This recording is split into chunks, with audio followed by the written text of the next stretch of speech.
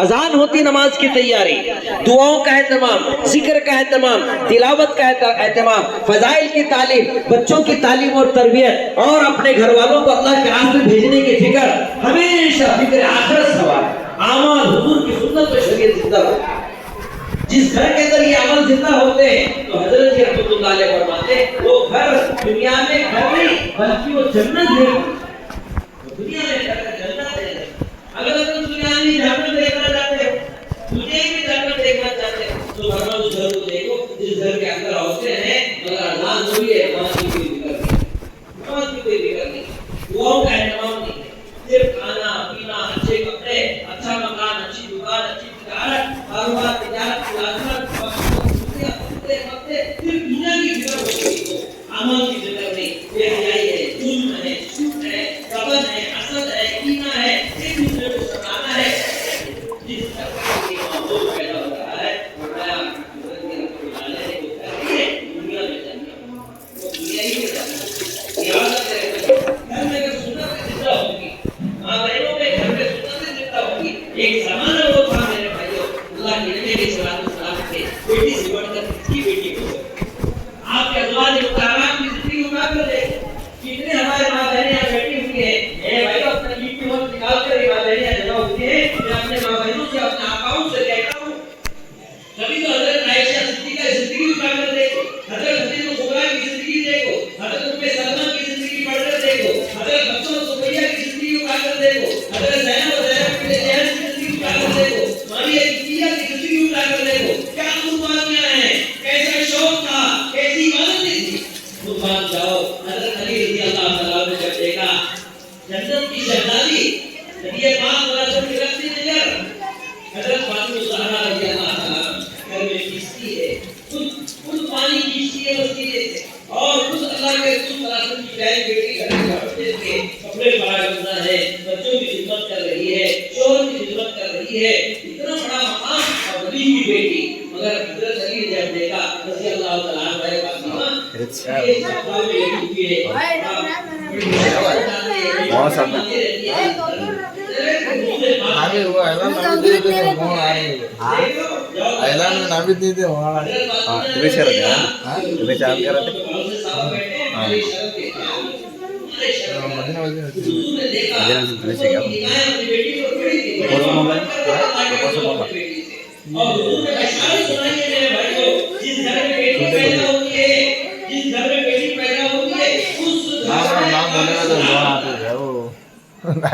شولے بات تو اس گھر پہ اللہ کا سلام آتا ہے، اور حضور پاک صلی اللہ علیہ وسلم نے فرمایا کہ جو بیٹی کے پیدا ہونے پر خوش ہوتا ہے اور اس کا اچھا نام رکھتا ہے، اس کی تعلیم و تربیت کا انتظام کرتا ہے، اور وہ جوان ہونے کے بعد دیندار رکھ کے اس کا نکاح کرتا ہے، تو حضور پاک صلی اللہ علیہ وسلم کیا بشارت سنائی آپ کو کہ بیٹی رحمت ہوتی ہے، بیٹا نعمت ہوتی ہے، بیٹی رحمت ہوتی ہے۔ اور حضور نے فرمایا میں 4 بیٹیوں کا باپ ہوں، میں 4 بیٹیوں کا باپ ہوں، پہلی بیٹی کا نام زینب، دوسری بیٹی کا نام رقیہ، تیسری بیٹی کا ام کلثوم، چوتھی بیٹی کا نام فاطمہ رضی اللہ عنہا۔ 4 بیٹیوں کا باپ ہوں، جس گھر میں بیٹی پیدا ہو رہی ہے اللہ کا سلام آ رہا ہے، اللہ کا سلام اس گھر میں آ رہا ہے، بشارتیں مل رہی ہے۔ اور حضور پاک صلی اللہ علیہ وسلم نے صرف بشارتیں سنائی، فرمایا قیامت کے دن اللہ پاک قیامت کے دن جو باپ بیٹی کے پیدا ہونے پر خوش ہوا، اس کا اچھا نام رکھا، اس کی تعلیم و تربیت کیا، دیندار کر کے اس کا نکاح کروایا، تو حضور پاک صلی اللہ علیہ وسلم فرمایا وہ باپ اور میں قیامت میں ایسے قریب ہوں گے جیسے دونوں انگلیاں ملے ہوئے، جیسے دونوں انگلیاں ملے ہوئے ایسے قریب۔ رسول پاک صلی اللہ علیہ وسلم جب کہیں سفر سے واپس آتے تو پہلے اپنی بیٹی کے گھر جاتے، جب بیٹی گھر آتی تو حضور خود اٹھ کر آپ نبی علیہ السلام بیٹی کا ہاتھ پکڑتے، مصافحہ کرتے، پیشانی پہ بوسہ دیتے، اور اپنی بیٹھنے کی جگہ بٹھا کر حضرت فاطمہ کے خیر خیریت پوچھتے۔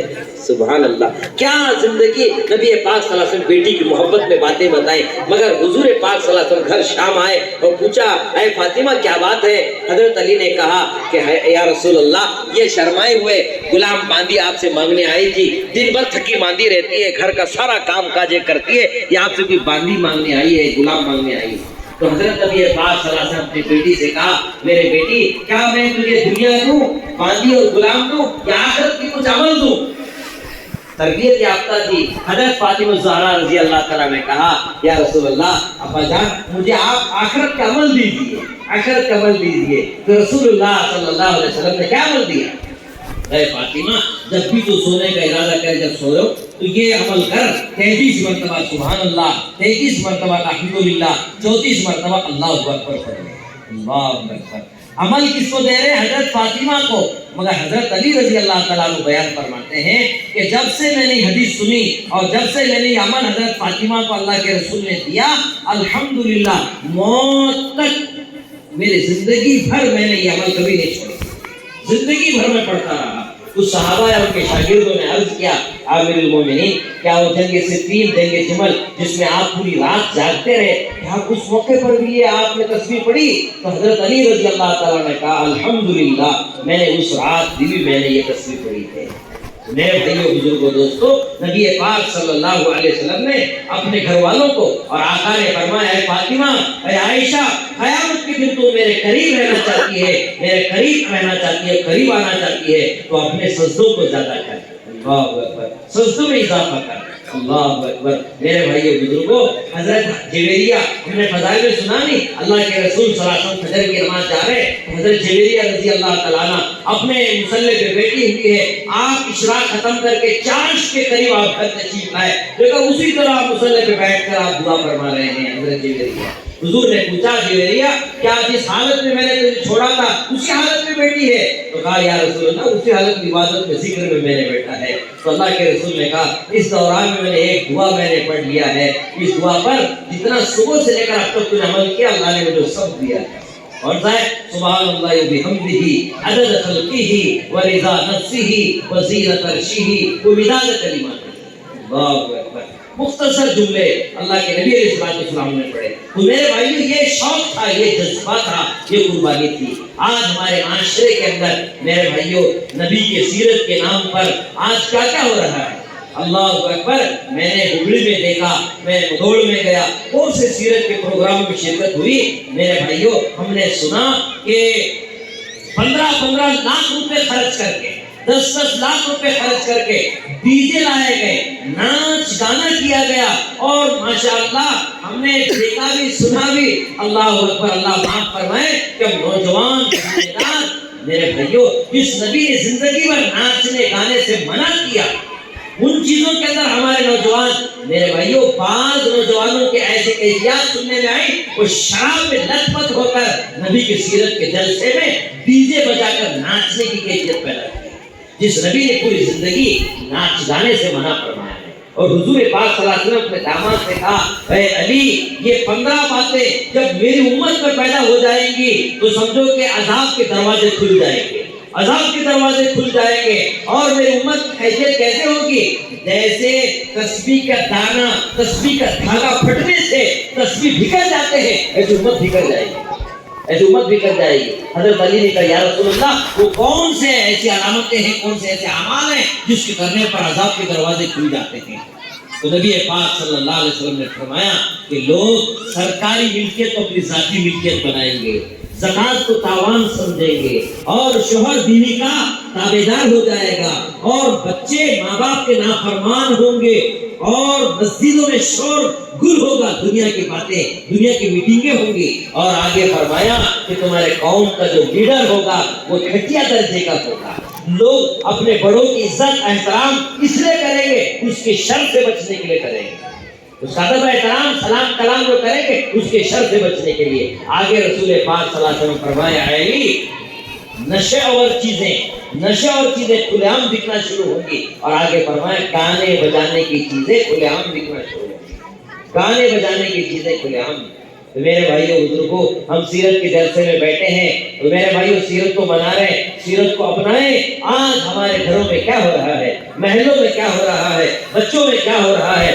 لاکھوں روپے خرچ کر کے ڈی جے، جس کے بارے میں اللہ والے کہتے ہیں ڈی جے نہیں وہ ڈائریکٹ جہنم ہے، ڈائریکٹ جہنم، گانا بجانا در دیوار سے آئے گا، ناچ گانا ہو رہا ہے جس نبی نے پوری زندگی ہمیں منع کیا ہے۔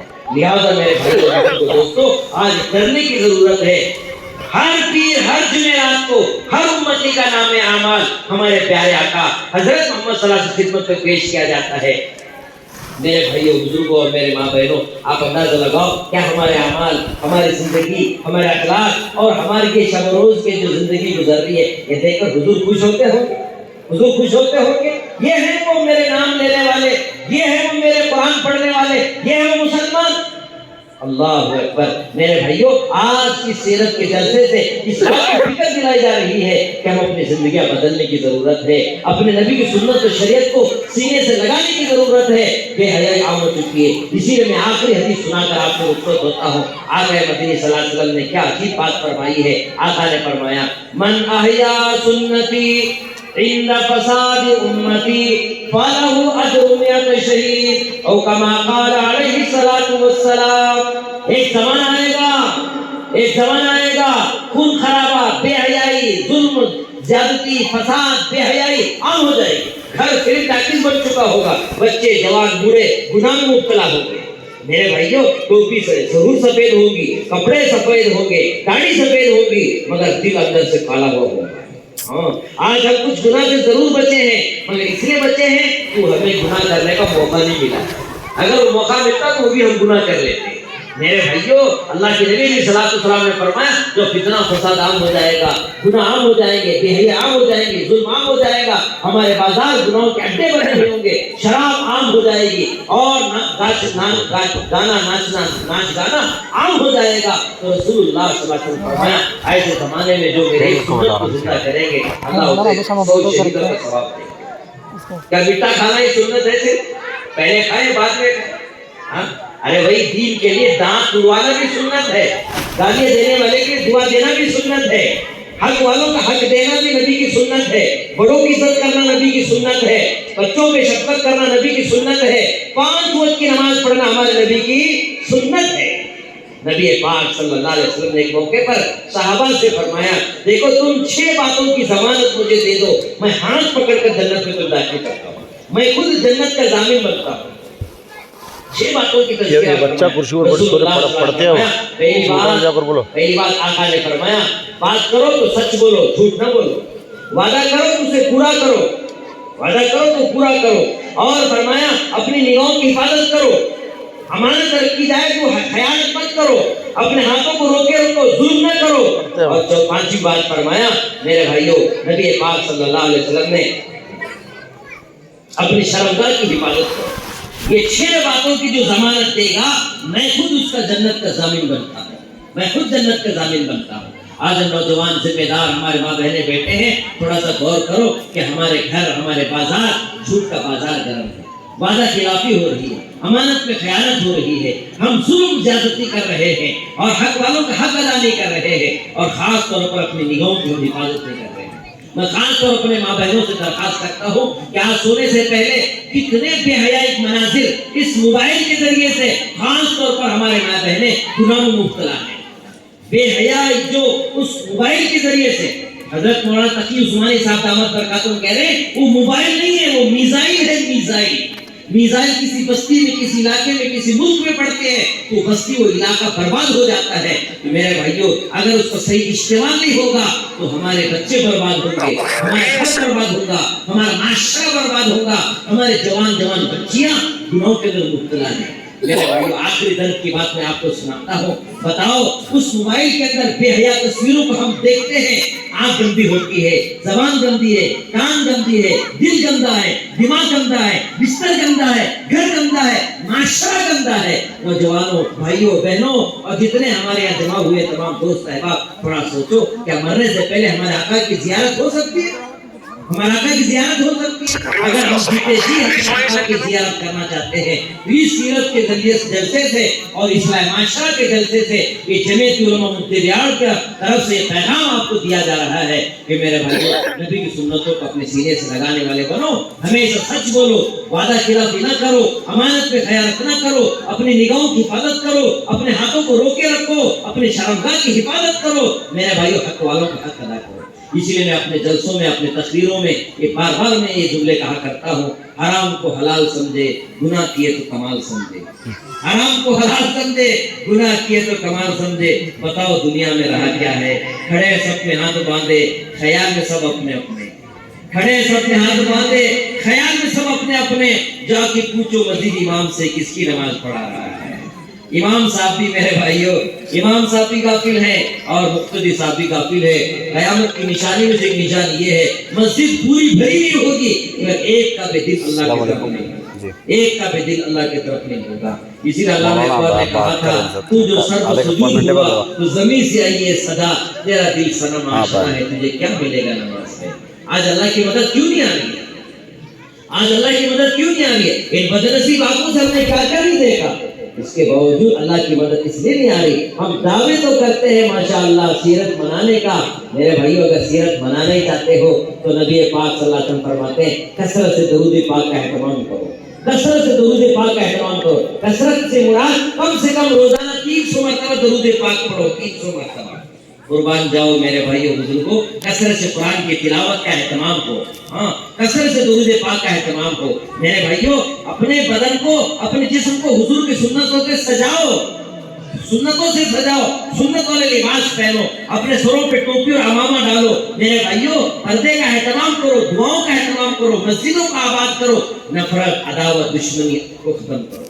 آج میرے بھائیو عداوت ہے، دشمنی ہے، ہر قسم کا ماحول ہے، اللہ اکبر۔ لہذا ضرورت اس بات کی اتفاق اتحاد پیدا کرے، علماء دین کی قدر کرے، بڑوں کی عزت کرے، مدارس کو آباد کرے، مکاتب کو آباد کرے، خاص طور پر اپنے محلوں کے اندر مستورات کی تعلیم و تربیت کا انتظام کرے اور وہ نظام علماء کے حوالے کرے، علماء کے مشورے سے چلے۔ اسی لیے اللہ والے کہتے ہیں مرد پڑھا تو فرد پڑھا، ایک عورت پڑھی تو پورا خاندان پڑھا۔ اپنے مستورات کو، اپنے عورتوں کو زیور علم سے آراستہ کرو۔ انہی کی گود سے جتنے ولی کتب ابدال غوث دستگیر پیران پیر گزرے ہیں میرے بھائیوں، ہر